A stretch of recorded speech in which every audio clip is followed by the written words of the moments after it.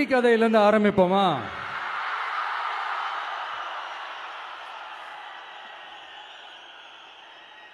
ஒரு பெரிய ஊர், ஒரு 4 ரோடு ஜாயிண்ட் ஆகிற மாதிரி ஒரு ஜங்ஷன், ஒரு பிஸியான ஏரியா, ஆள் நடமாட்டம் அதிகமாக இருக்கக்கூடிய ஒரு ஏரியா. அங்கே சென்டரில் ஒரு முரட்டு ஜல்லிக்கட்டு காலை ஒன்று நின்றுட்டு இருக்குது. காலில் மண்ணை வீசிக்கிட்டு சீறிக்கிட்டு அப்படியே நின்றுட்டு இருக்குது. யாருமே பக்கத்தில் போக முடியல. அந்த இடம் ஒரு கேஷுவலாக மாறணும் அப்படின்னா அந்த காளையை அடக்கி அமைதியாக்குனா தான் மறுபடியும் ஒரு பேக் டு நார்மல் சுச்சுவேஷனுக்கு அந்த இடம் மாறும். அந்த ஊரில் இருக்கிற ஒரு சில பேருக்கு மட்டும்தான் அந்த காளை அடங்கும். அவங்க யாருமே அங்கே இல்லை. ஆனால் அந்த க்ரௌடில் இருந்த ஒரு சில பேர், ஆல்ரெடி அந்த காளையை அடக்கணங்களோட இருந்த ஒரு சில பேர், எங்களுக்கு இல்லாத அனுபவமா? நாங்க பார்க்காத காளையா? நாங்க பார்க்காத மாடா? நாங்க போய் அடக்குறோம்னு சொல்லிட்டு உள்ள போறாங்க. ஒருத்தராலையும் அந்த காளையை தொடக்கூட முடியல. எல்லாரையும் அடிச்சு வீசி தூக்கி போட்டுருச்சு.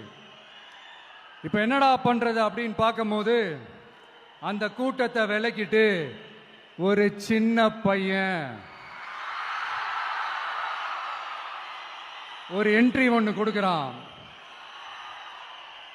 உங்களுக்கு தான் தெரியும்ல, டேய் எங்களாலே முடியல, நீ எல்லாம் என்னத்தை போய் கிழிக்க போற? எங்களுக்கு அவ்வளோ அனுபவம் இருக்குது, நாங்களே அடிபட்டு ஓரமா படுத்து கிடக்கிறோம். இவன் விளையாட்டுத்தனமா ஏதோ பண்ணிட்டு கிடக்கிறான், பாவம் அந்த காளைகிட்ட போய் அடிபட்டு சாவ போறான். பச்சா பையன், அந்த பையன், இந்த பையன், அண்டர் எஸ்டிமேட் பண்றது, ஏளனமா பேசுறது, இப்படி ஒரு பக்கம். இன்னொரு பக்கம் பரிதாபப்பட்டு, ஐயோ பாவமே, இப்படி தனியா போய் மாட்டிக்கிட்டானே அந்த காளைகிட்ட, என்ன பண்ண போறானோ அப்படின்ட்டு ஒரு பக்கம் பரிதாபப்பட்டு பேசுறாங்க. அந்த சின்ன பையன் எதுவுமே காதலையே போட்டுக்காம 2 பாக்கெட்லையும் கையை விட்டுக்கிட்டு ஸ்டைலா கெத்தா தில்லா அப்படியே உள்ள போறான். ஒரு ஸ்டெப் எடுத்து வைக்கிறான், அந்த காலை அப்படியே சீறிக்கிட்டே நின்றுட்டு இருக்குது. இன்னொரு ஸ்டெப் எடுத்து வைக்கிறான், காலை அப்படியே சீறிக்கிட்டே முன்னாடி வருது. மக்கள் எல்லாரும் பதட்டத்தோட அப்படியே பார்த்துட்டு இருக்கிறாங்க. இன்னொரு ஸ்டெப் எடுத்து வைக்கிறான், காலை அப்படியே முட்டை வரும்போது பாக்கெட்டுக்குள்ள மறைச்சு வச்சிருந்த 2 புல்லுக்கட்டு அதை அந்த காளை கிட்ட காட்டுறான். காளை அப்படியே சடனா வந்து நின்று அது மூடெல்லாம் மாறி அந்த புல்லுக்கட்டை சாப்பிட ஆரம்பிச்சிருச்சு. அந்த சின்ன பையனும் அந்த காளையை அப்படியே தடவிக்கிட்டு வரான். காளையும் பக்கத்தில் ஒரு குழந்தை மாதிரி நடந்து வந்துக்கிட்டு வருது. பக்கத்தில் இருந்த ஒரு வயல்வெளியில் அந்த காளையை மேய விட்டுட்டு வரான். மக்கள் எல்லாரும் அந்த பையனை ஆச்சரியமாக பார்க்குறாங்க. அந்த அடிபட்டு கிடந்த அந்த அனுபவசாலிங்க தலையை தொங்க போட்டு நின்றுட்டு இருக்கிறாங்க. ஏன்னா பேசின பேச்சு அப்படி. வாய் இருக்குன்றதுக்காக நக்கலுமா நையாண்டியுமா நச நச நச நசன் ஒரே பேச்சு.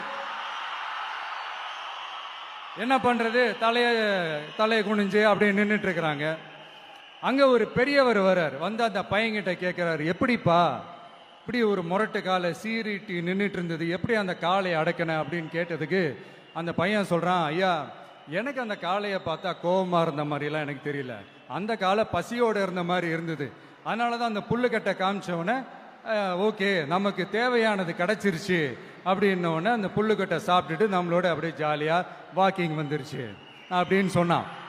இதை கேட்ட அந்த பெரியவர் சொன்னாரா,